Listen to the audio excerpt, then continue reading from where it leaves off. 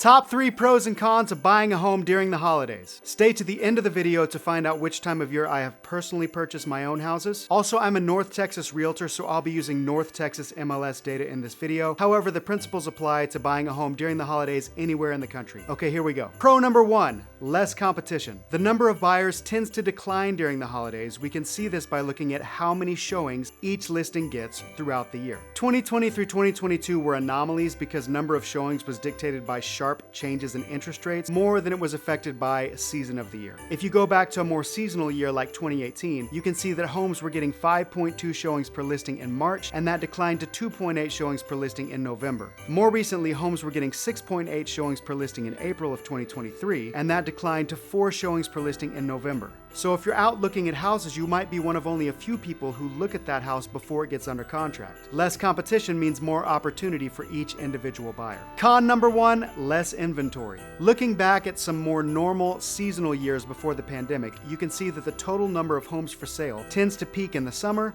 and go down for the holidays. Peak in the summer, down for the holidays, peak in the summer, down for the holidays. So with less buyer competition during the holidays, also comes less home choices for the buyer. Pro number 2, good deals on summer inventory. Peak selling season is typically spring and summer, and there are always listings that go on the market during the summer that are still not under contract by the holidays. This creates an opportunity to get a listing under contract well below list price, which is a big part of the reason why the average listing sells for about 99% of list price in May and about 97% of list price in December. This continues year after year. 99% in May, about 97% in December.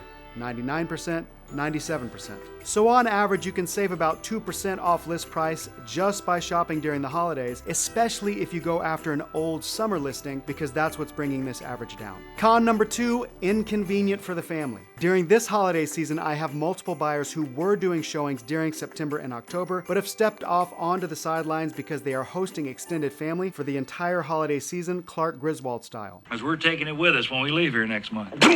However, as a realtor, I also have to remind people that it's inconvenient to buy at the end of the school year, the beginning of the school year, birthday, holidays, weddings, July 4th, Labor Day, Memorial Day. Almost any time of the year can be inconvenient to buy a home, but if you have a good realtor, lender, title company, moving company, you should be able to press through that inconvenience no matter what season of the year you're in. Pro number 3, tax benefits. There are all sorts of tax benefits to buying a home. If it's a primary residence, you get a homestead exemption. If it's an investment property, you get to write off depreciation. There are entire books written about the tax advantages of buying real estate. This one is highlighted throughout. And if you want to take advantage of decreasing your tax liability for this year, you can do that by buying a house by December 31st. Con number 3, people are out of office. Real estate is a time-sensitive business, and not everybody cares about time-sensitive issues on Thanksgiving, Black Friday, Christmas Eve, Christmas. I'll give you one example. I had a listing that closed the day I am posting this video. We had a 10-day option period. We got all the repair and concession amendments sent into the relocation company by 5 p.m. on day 5.